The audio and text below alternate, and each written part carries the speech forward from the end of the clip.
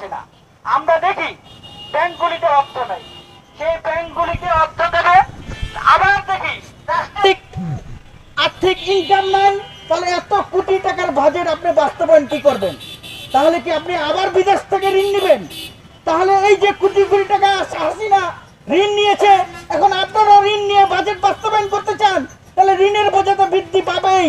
তাহলে আমাদের জনগণের ভাগ্য পরিবর্তন কি হলো? আমরা ভোট দিয়েছি ক্ষমতায় আপনাকে বসানোর জন্য, আমরা চেয়েছিলাম ঋণের বোঝা কমুক, আমরা চেয়েছিলাম দেশের গণতন্ত্র একটি মৌলিক অধিকার এবং বাস্তবায়ন হোক। মানুষের যে ভরা মন নিয়ে গণতন্ত্র ঝাঁপিয়ে পড়েছিল স্বৈরাচারকে বিদায় করার জন্য, কিন্তু আজ সেই কাঙ্ক্ষিত লক্ষ্যে আমরা দেখি ব্যর্থ। আমরা দেখি স্বাধীনতার পর থেকে নির্লজ্জ মিথ্যাচার, নীতি নৈতিকতা বিপর্যয়, দুর্বৃত্ততার খাইকাই রাজনীতি, লুটপাটের মহা উৎসব চলছিল বাংলাদেশে। এখনো সেই লুটপাটের ধাপ শুরু হয়েছে।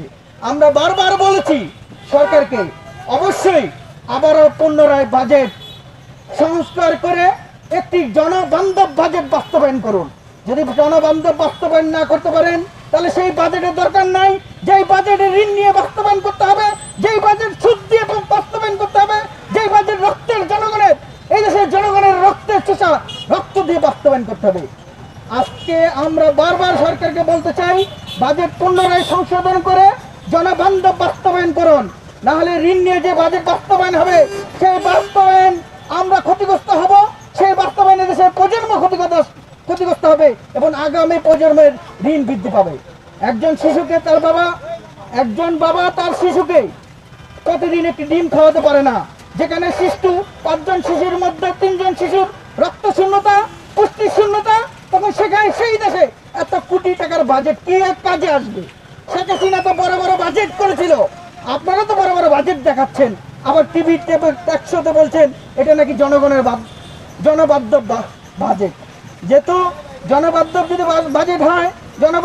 বাজেট হয়, আমরা বারবার বলবো জনগণের স্বার্থ ছাড়া জনগণের বান্ধব বাজেট হয় না।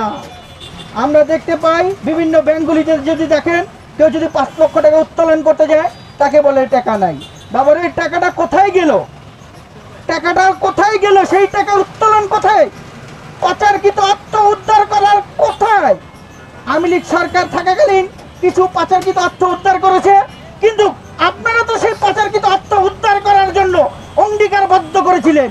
কই পাচারকৃত অর্থ উদ্ধার করে বাজেটের 20% পূরণ করেন।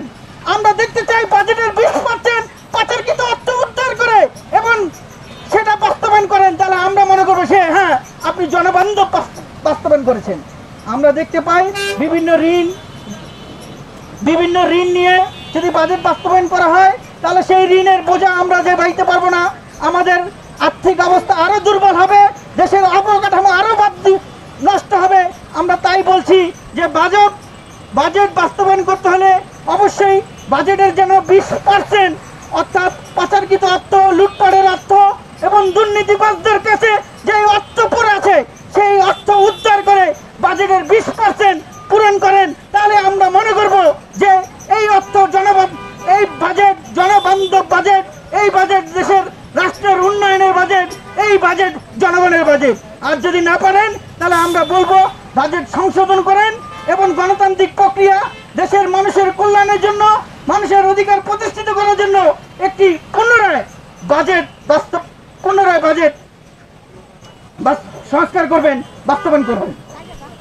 আমি আরো এই আজকে সংস্কার আন্দোলন এবং ভূমিহীন আন্দোলনের নেতৃবৃন্দকেও জানাই আন্তরিক শুভেচ্ছা অভিনন্দন।